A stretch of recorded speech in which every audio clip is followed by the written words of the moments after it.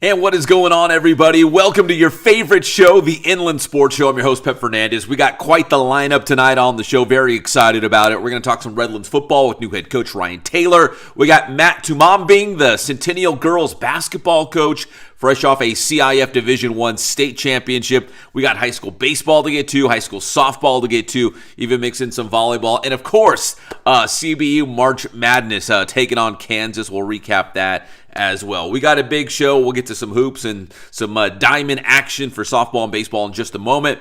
But we're going to start with some high school football news and some big news. It just happened. The Redlands Terriers will have a new head coach going into next season, and it's former Grand Terrace head coach Ryan Taylor. He spent 2 seasons with the Titans, had success with them, but now he takes over a Redlands program that went 2-8 last year. They did not win a game in the Citrus Belt League, and I don't have to tell you, you already know. The CBL is tough. I mean, Beaumont, Cajon, CV's had some really good teams. Rev is on the rise. Yucaipa is always tough. But Coach Taylor says he is ready for the challenge at Redlands High School and that long legacy, that long blue line. There is a ton of tradition and history at Redlands High School.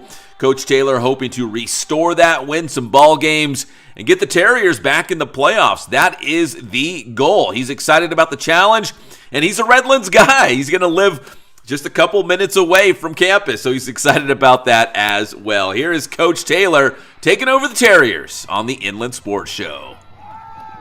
Inland Sports. Here on the Inland Sports Show, the new head football coach for the Redlands Terriers, Ryan Taylor. And Coach, first off, congratulations on the Redlands gig. I mean, when you look at the history, the tradition of Inland Empire football, that legacy for the long blue line goes way back. A lot of success at Redlands High School. So first off, just congratulations on the job. And what was it about Redlands that you were like, you know what, I want this challenge, I want this opportunity? Yeah, thank you. Something I'm really excited for. For me, like you said, obviously know about the history of Redlands football, and pretty honored to be a part of the long blue line now, and understand the weight that all those that come before us carry, and excited to represent it. But for me, born and raised in Redlands.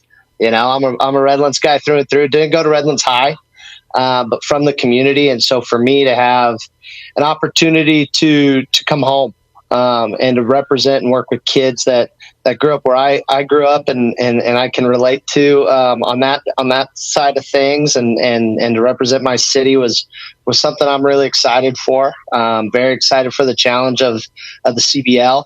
And kind of that gauntlet that comes with it, and the familiar faces as far as the head coaches in that league bring for me.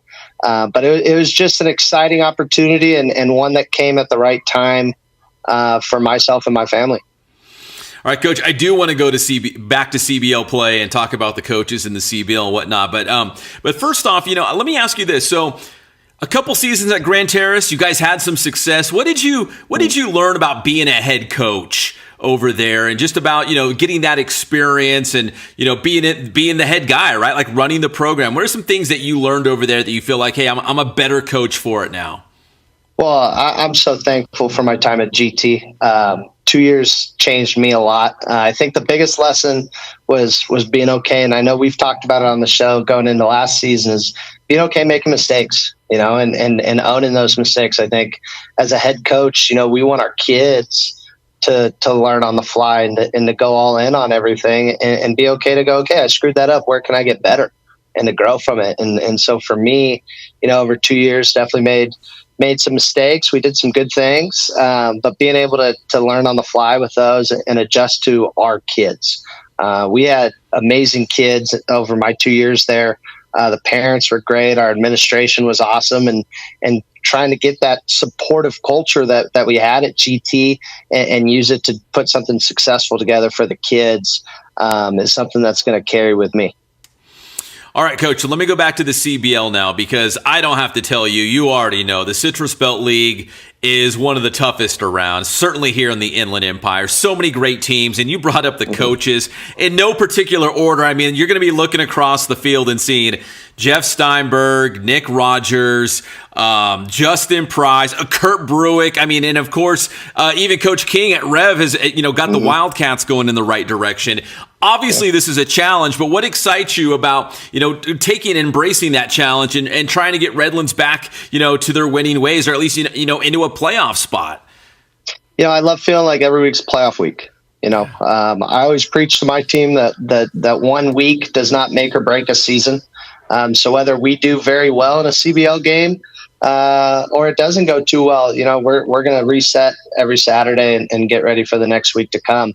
But for me, I think not just the competition being what it is, but the familiar faces that stand across the sideline for me is going to personally be a little bit of fun, but also the familiarity of growing up. I graduated from Aquinas, but I was at Rev and was a part of this league and played for Coach Bruick. I've built over the last 2 years a pretty good relationship with Coach King over at Rev.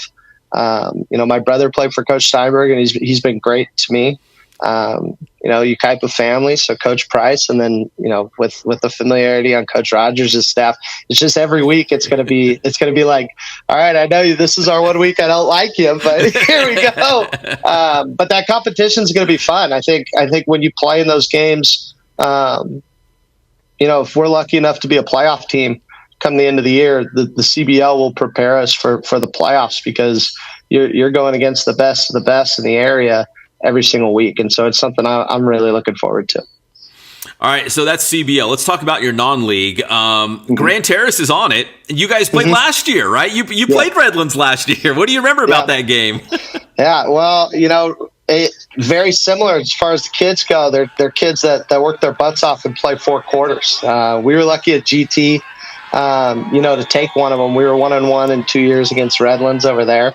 And so that'll be a fun one for me, that see some familiar faces, and get to battle with some kids that obviously we love, and so excited to get a chance to play them. But for me, the big one on our non-league schedule is Fontana. Being able to bring back the rivalry of Redlands and Fohi, that's something where having family that were coaches growing up in this area, I always heard about the Fohi and Redlands rivalry, and so we're really excited to kick off the year with that, and then play some really, really good teams. I think our non-league schedule will prepare us for CBL play. and put us in a position to hopefully, we're having some success come CBL play. But we've been tested. I think that's going to be the big thing is if you look at the teams on our schedule, it's hard-nosed football. It's teams that either run the ball really well or a team like Banning that can throw the ball over the yard. But they're talented teams and they're hard-nosed football teams. And so, hopefully the goal is to be in a good spot going into the CBL, but be battle-tested and be ready for those games where it's going to take every single second of the game our best. Yeah, I like that Palm Desert game right before CBL. The Aztecs are always tough. I know Estevan Valencia, their athletic director, has ties back to Redlands High School. Obviously, that's a great tune-up right for CBL play. And the Faux High game. So my wife is a Redlands High grad, and as soon as I said Faux High, she remembers. She says Fry Faux High. She was a cheerleader. I guess that was her thing, Fry Faux High. So we'll have to bring it back. All right, Coach. So how would you describe your brand of football? I mean, at Grand Terrace, you like to run the football. You guys were physical. I mean, is it going to be that same approach, or do you try to do something a little bit different now? Well, it'll always adjust to our kids every single year. Before coming back up into this area down in San Diego, our teams were always known as throwing the ball over the yard. But then at GT, everyone knew we were gonna run the ball and play really physical defense. Physicality is going to be at the front of everything we do. We're going to want to be able to have success running the football. And some years we might just have to throw it more. That's, to me, a new school. This is the fun part because I get to sit here and go, all right, the next couple weeks, get to know these kids, getting out on the field a little bit once we start spring ball.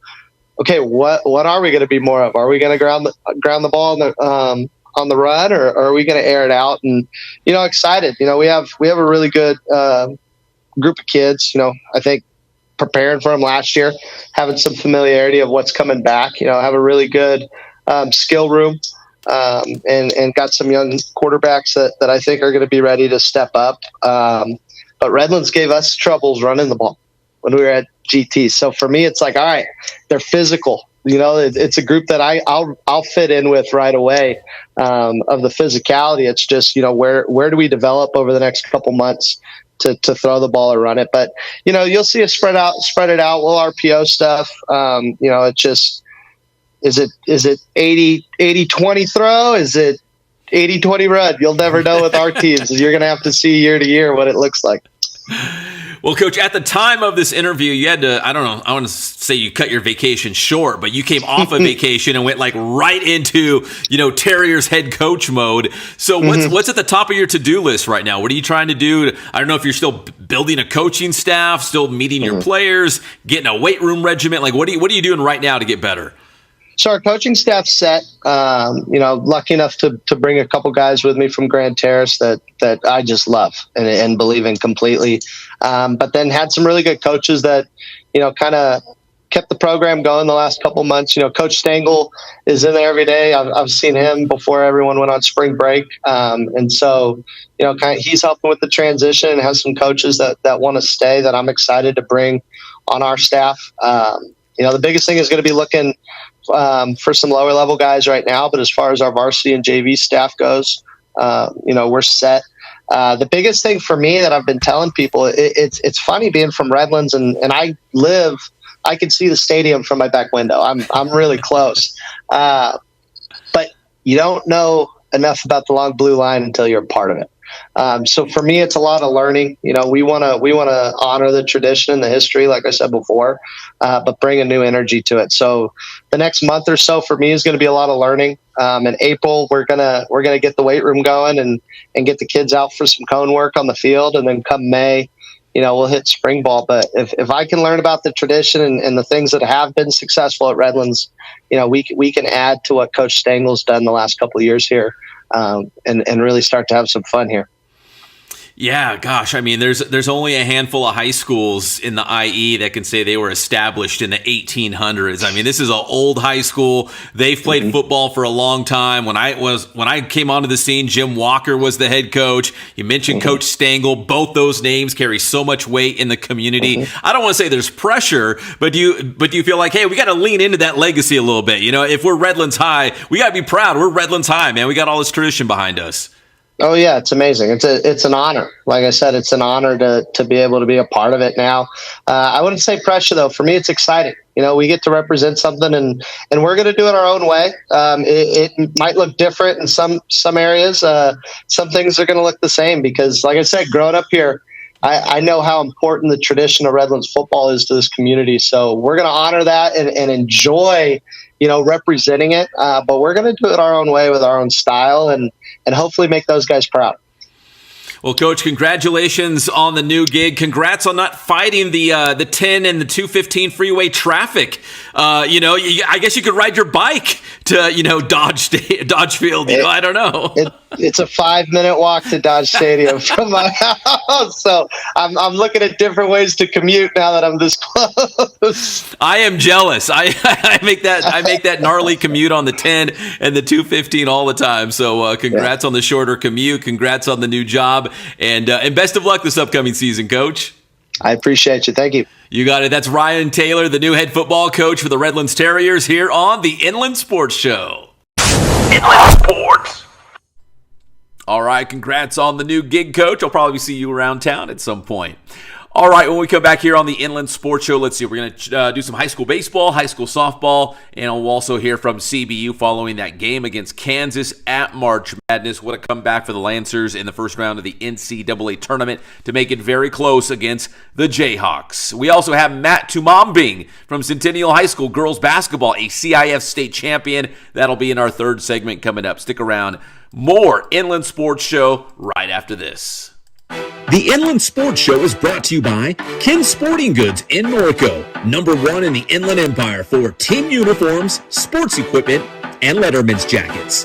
Bass Athletics in Corona, driven by passion and hard work, Bass Athletics helps student athletes push their limits, compete with heart, and build the discipline to succeed in sports, school, and life. Visit bassathletics.com.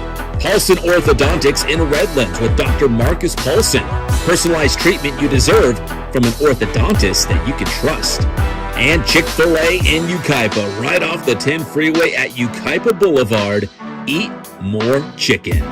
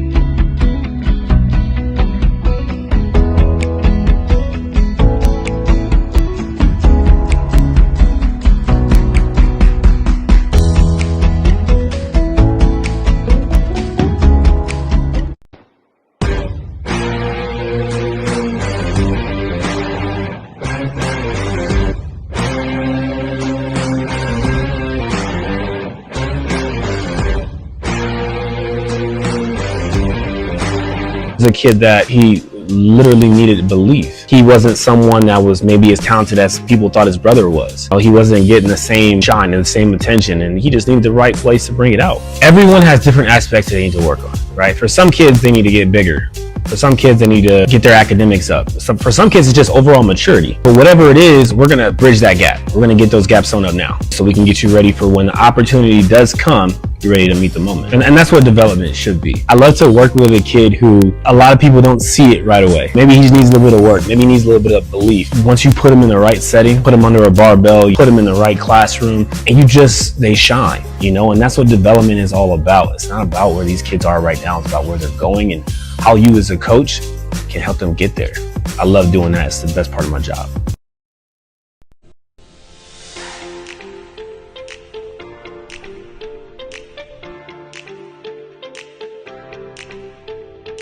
The Inland Sports Show is proud to partner with Dr. Marcus Paulson and Paulson Orthodontics in Redlands. Dr. Paulson and his team work with children, teens, and adults using orthodontic products like traditional braces and Invisalign to make a difference in the appearance, comfort, and function of each patient's teeth. Paulson Orthodontics welcomes new patients, so schedule a visit today.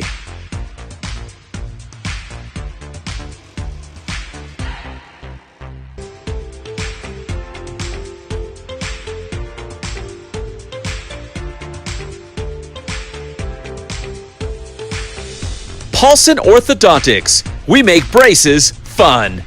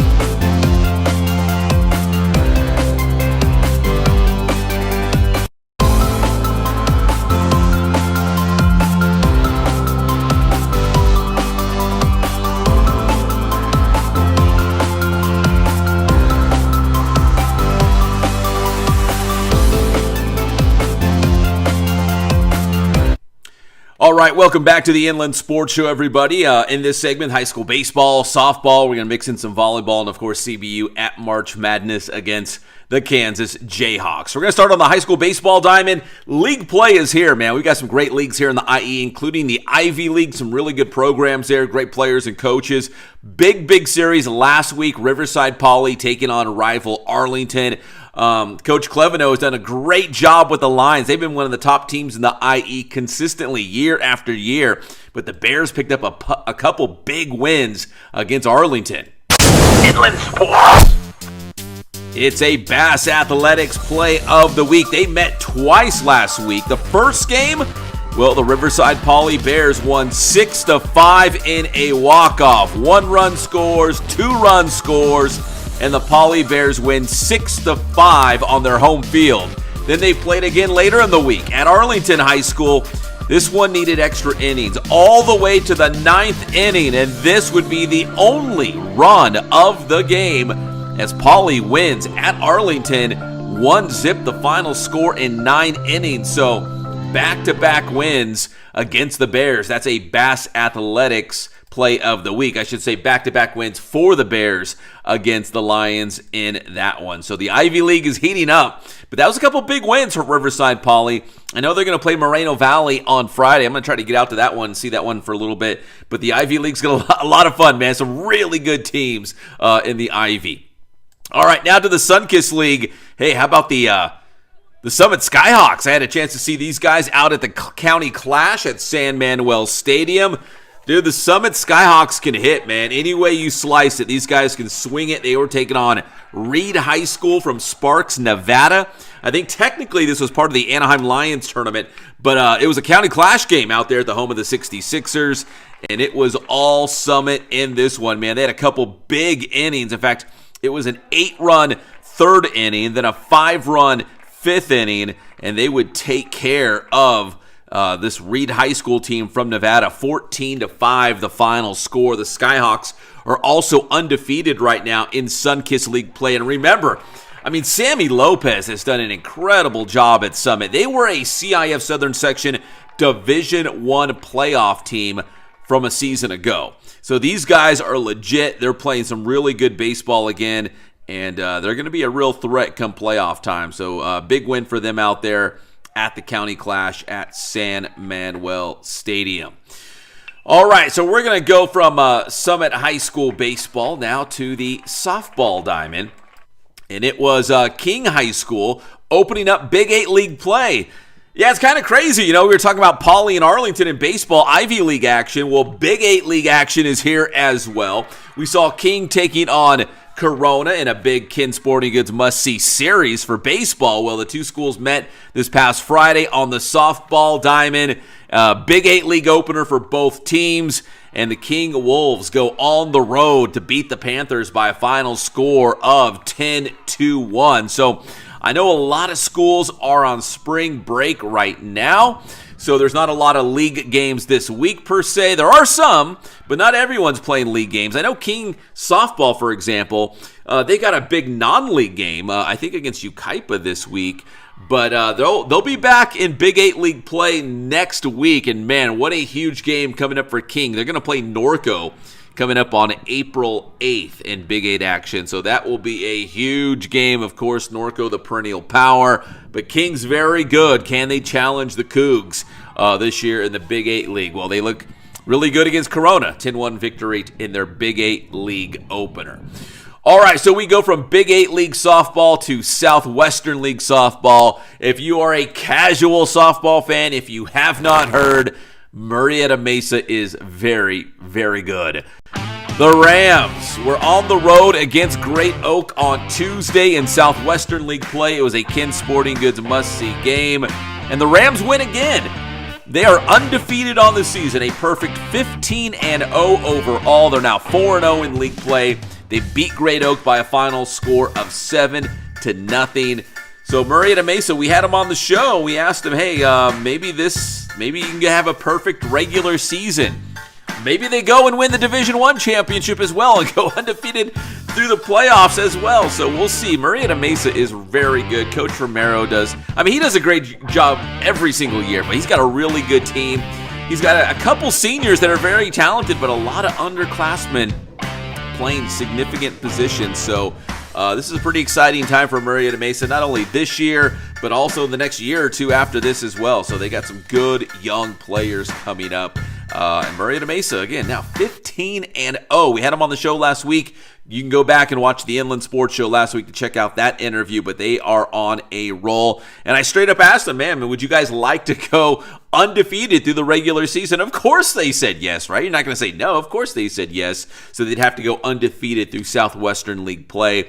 But so far, so good. 15-0, 4-0 in league action. All right, we also had a second Ken Sporting Goods must-see game. And this one from the boys volleyball court, man. This is a huge game in Ivy League play. It's going to be Hillcrest on the road at Paloma Valley, two of the top teams in the Inland Empire. And check it out. This is for first place, straight up. So Hillcrest is 19-2 overall, unbelievable. 3-0 in the Ivy League.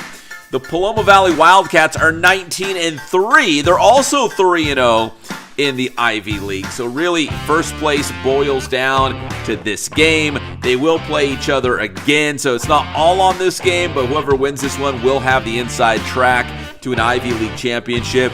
Don't sleep on Riverside Poly. Poly's got a good team too. They might make some noise in the Ivy League as well, but right now, in this moment, Hillcrest versus Paloma Valley boys volleyball. It's going up in the feed tonight. So if you're watching this live and amplified, they're probably just wrapping up, or maybe they're still on the court. If it's a 5-set thriller, they might be on the court right now as we go live tonight here on Wednesday night. But that is a huge game in Ivy League play, a Ken's Sporting Goods must-see game.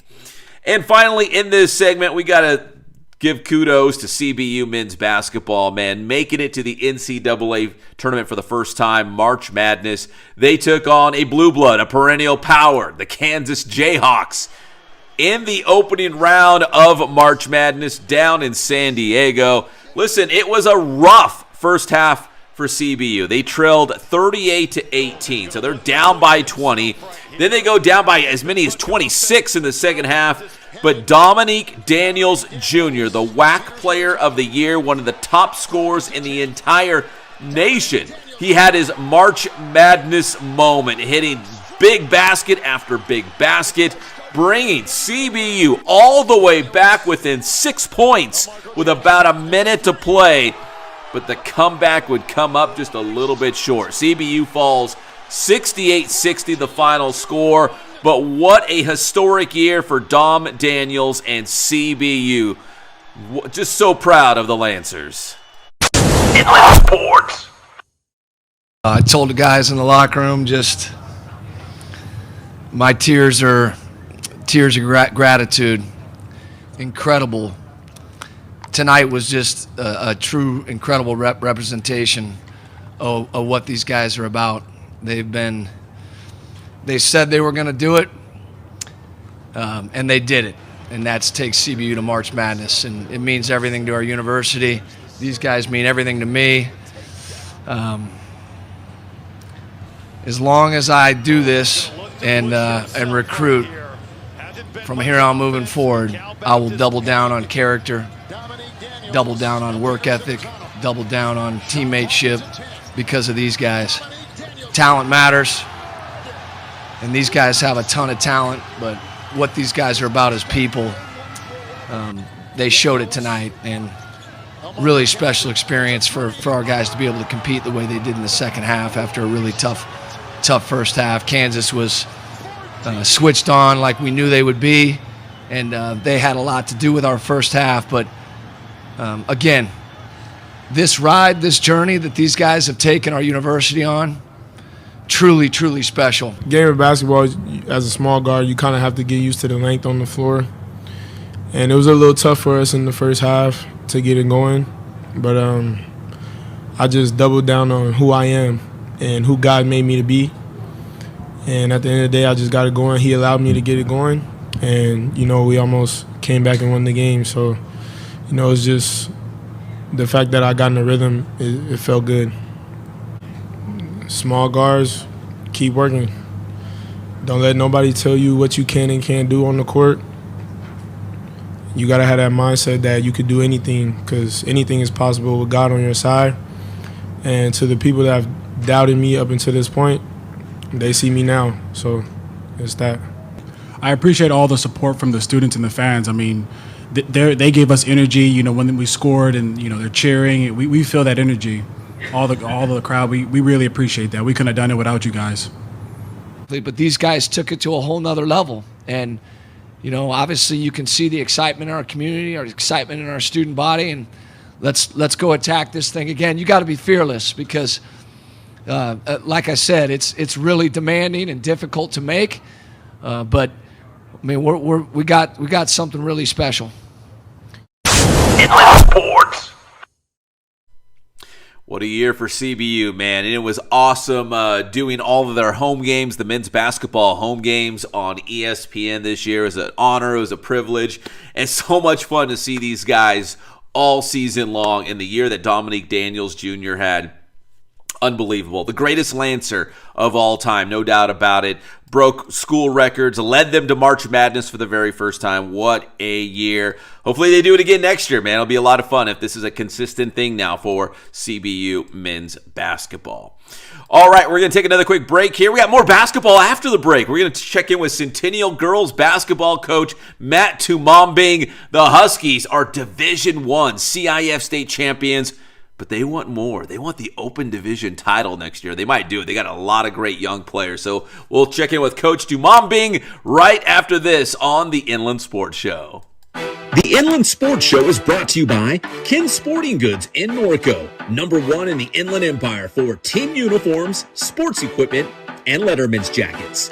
Bass Athletics in Corona. Driven by passion and hard work, Bass Athletics helps student athletes push their limits, compete with heart, and build the discipline to succeed in sports, school, and life. Visit bassathletics.com. Paulson Orthodontics in Redlands with Dr. Marcus Paulson. Personalized treatment you deserve from an orthodontist that you can trust. And Chick-fil-A in Yucaipa, right off the 10 freeway at Yucaipa Boulevard. Eat more chicken.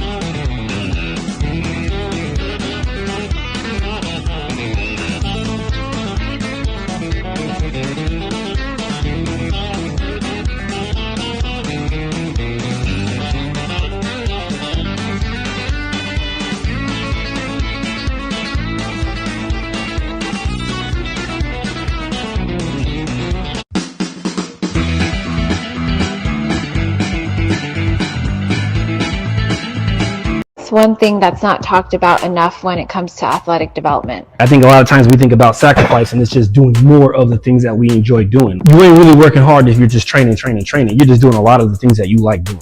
Working hard is doing the things that you don't enjoy doing. That's hard work, right? Like, it's easy to get up every single day, at least for me, and hit the weights, you know what I mean? Like, hard work is doing the things that are hard for you. That's the message that gets lost in the sauce with these kids. That sacrifice is, look, I'm not going to train today because I have a project due tomorrow. I need to make sure I get that done. Or the sacrifice is that I need to get some sleep so I'm not a zombie in class tomorrow. It's about making the right decisions that are going to help you instead of saying no days off and working, and then you work yourself into a situation where you get hurt, or you work yourself so bad that, you know, you can't focus in the classroom. The sacrifice is doing the things that you don't want to do.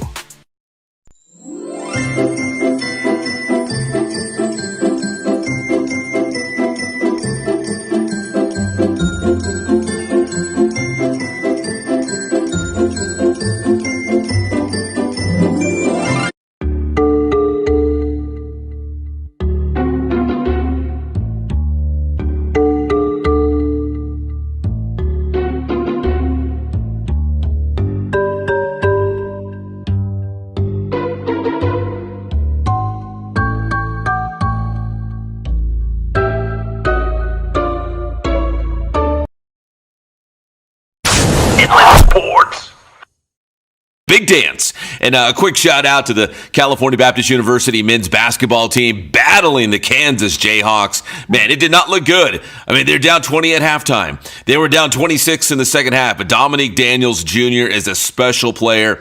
Brought them back. They got within 6 in the final minute. Just could not bring down the Jayhawks, but it was an incredible showing for CBU to almost upset the Jayhawks. Right, and then the Jayhawks end up getting eliminated, but they had to hit a huge 3 to make sure to put CBU away. They played great. Yeah, they did, man. And CBU, if they would have had just the first half was bad. If they would have had a mediocre first half, that second half might have been a little bit different. So, but still, man, good on them making their maiden voyage at March Madness and coming so close. So, very, very proud of the Lancers. But now coming out this weekend, Patrick, we are at the Sweet 16, man. Only 16 schools remain. It was pretty awesome weekend, I'll tell you this. Florida, who's the number 1, and the defending national champions. We will have a new national champion this year, man. The Gators are out after losing to Iowa, who was a 9 seed. We had UConn over UCLA. So if you're hoping for the Bruins to make this run to the championship, that's not going to happen. And you know what, too, Patrick?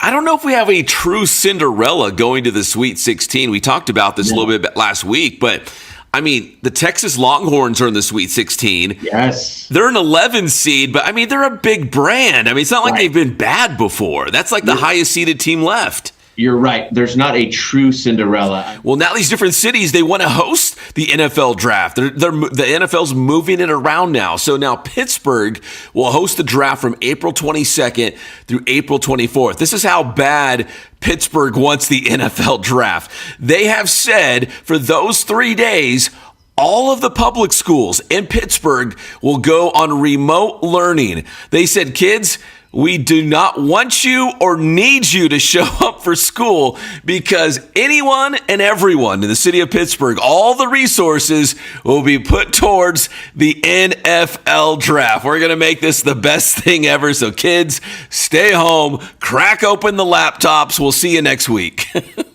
Talk about a city that knows what the hell they're doing. Let me rip my city of Seattle, not letting the kids get out of school to go to the Super Bowl parade. Yeah. Huge blunder, and I applaud Pittsburgh for showing them that the draft is even a reason not to go to school. I love it. It's going to be fun. It's good for the city. It's not going to kill these kids. Well done, Pittsburgh. Yeah, it's 3 days. Come on. Like they can do stuff on their laptops. You know, the city is going to be in the limelight for those 3 days. The city of Pittsburgh wants to get it right, and a lot of those kids will be watching the NFL draft anyway. So I think it's a win-win. Inland Sports. All right, welcome back to the Inland Sports Show. That was me and my boy Patrick in the morning on KCAL 96.7 FM. We're talking sports every Monday and Thursday morning. Check it out. That's KCAL 96.7 FM. All right, now we're going to talk some high school basketball. The Centennial girls basketball team just won the CIF Division I state championship. Matt Tumambing, first year on the job, led the Huskies all the way to the state championship, beating the Clovis Cougars in the finals up in Sacramento at the home of my Sacramento Kings.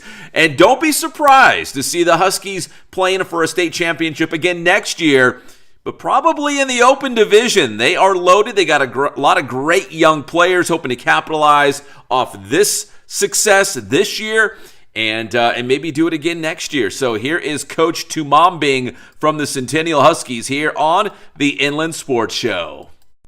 Inland Sports. And now join us here on the Inland Sports Show, fresh off a CIF Division I state championship, the head coach of the Centennial High School girls basketball team, Matt Tumambing. And Coach, first off, congratulations, man. Like, year number one on the job, you come in, you win a state championship. I know it wasn't easy. You kind of made it look easy. I know it wasn't easy, but when you look at the whole season, Coach, what do you think was the key for the Huskies all season long to get the job done?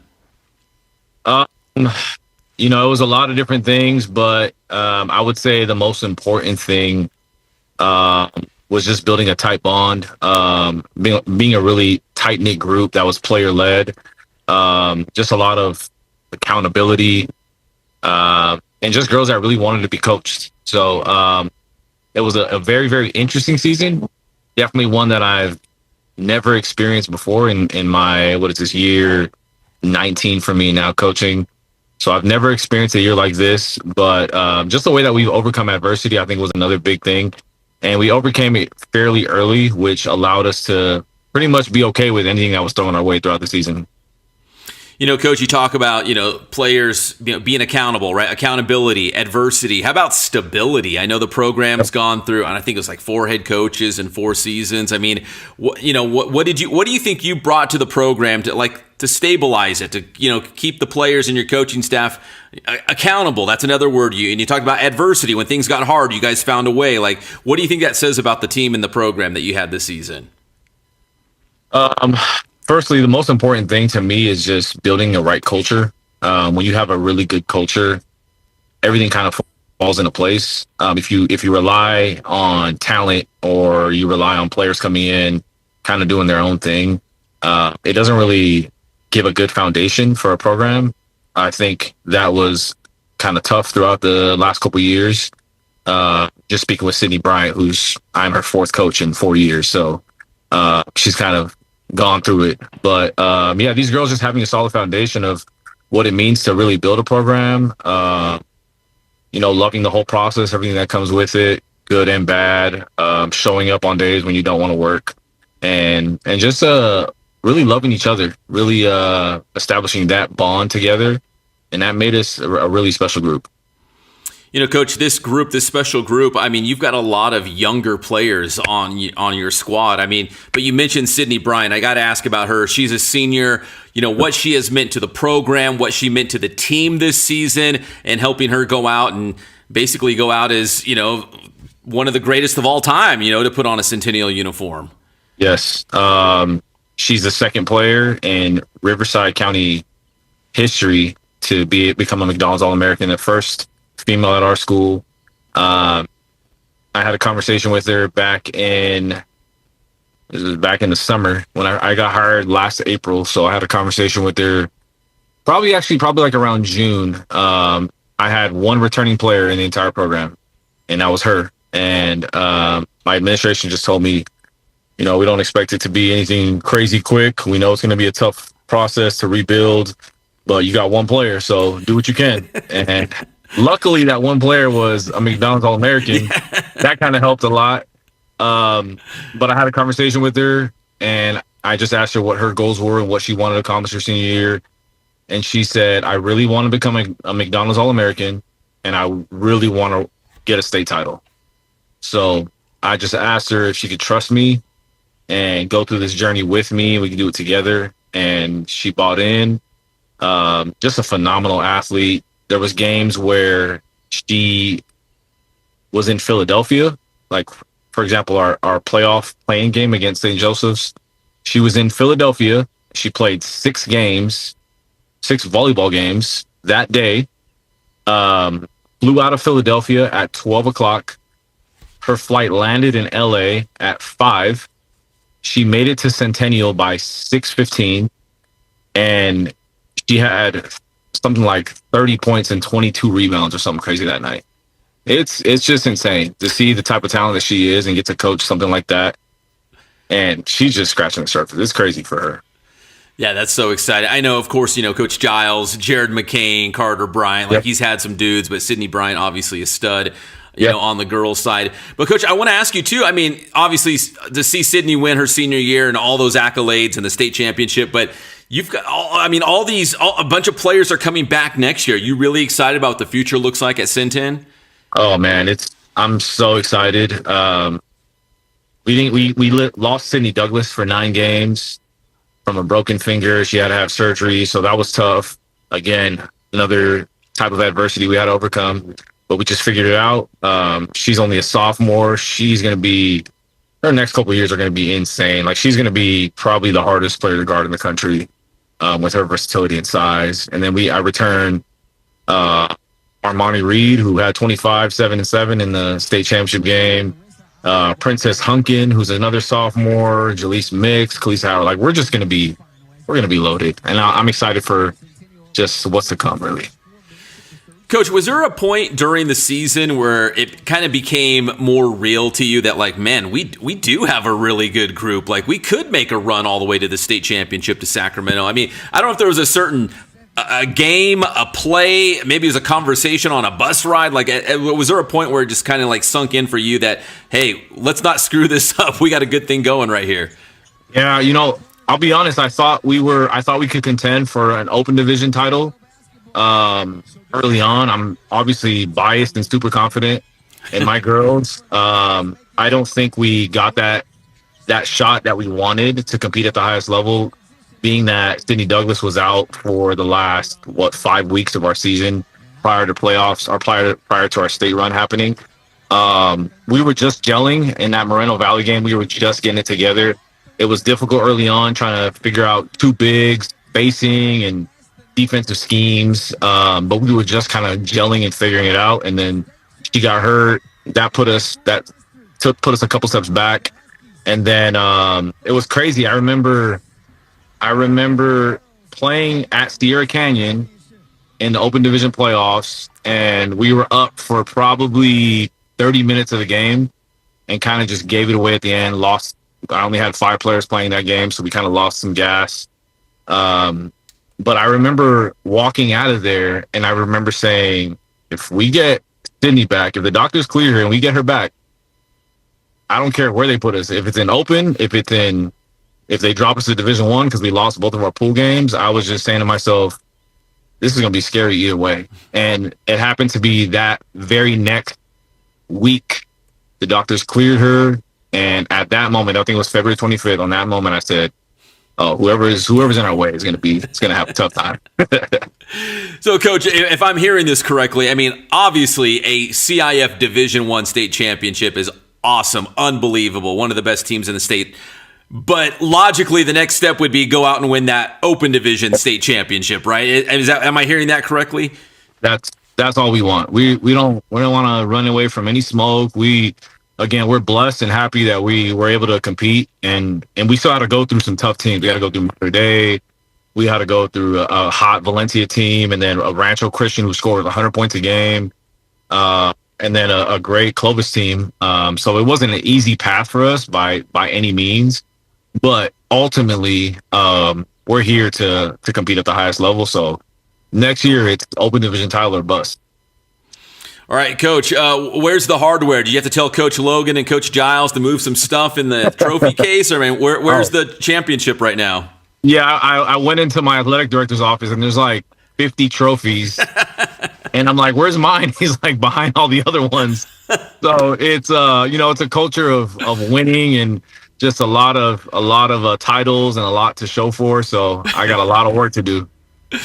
Hey, Coach, that's my last question. I mean, between now and next season, I mean, I know basketball players now, I mean, between travel ball, I mean, they're always busy, they're always playing. But what are some things that you feel like, hey, as a team, we can get better for next year's playoff run? Like you mentioned, open division is kind of the goal at this point.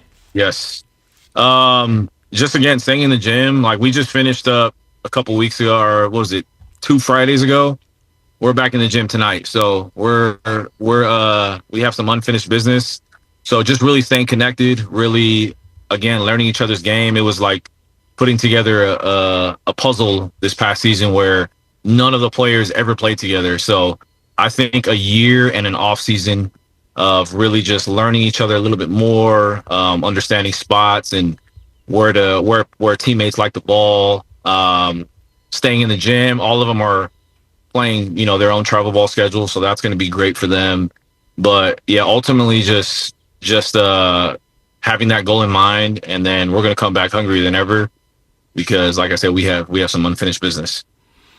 I love it. Yeah, I mean, the off seasons, it's super important. And I think you just said it, Coach. I mean, you're coming off a CIF state championship, which any program would obviously be jumping up and down to have that, to earn that. But it sounds like you guys, you win that championship. It just makes you want another one even more. And again, the open division, like you want to get back in the gym and say, hey, that was great. We enjoyed it. But man, it makes us want that even more next season. Jeez. 100%. When you get a taste of it, it's like you don't want to go backwards. It's only up from here. So yeah, we got to get back to work for sure. I love that, Coach. That's Matt Tumambing from Centennial High School here on the Inland Sports Show. Coach, congratulations on the CIF State Championship Division I. Best of luck next year. I'm sure we'll be doing this again, man. I hope so, man. I appreciate all the work you do for athletics, and we support you 100%. But thank you, and I hope to see you next year for sure. Absolutely. That is Matt Tumambing, the head coach for the Centennial girls basketball team here on the Inland Sports Show. Inland Sports. All right, that is Coach Tumambing here on the Inland Sports Show. Big thanks to Coach, also Ryan Taylor, the new football coach at Redlands High School. Appreciate his time as well. If you made it to the end of this show, make sure you give this video a like if you're watching on YouTube, and also subscribe to our channel. We're all over social media as well, on Instagram and X, still on Facebook a little bit as well. And make sure you follow along. So a lot of the pictures and videos and updates and stuff we'll post on social media that don't make it on the show. And some stuff makes it on the show that we don't put on social media. So make sure you follow and watch both. I'm Pep Fernandez. God bless you guys. Stay safe out there. We'll see you next time on your favorite show, the Inland Sports Show. Good night.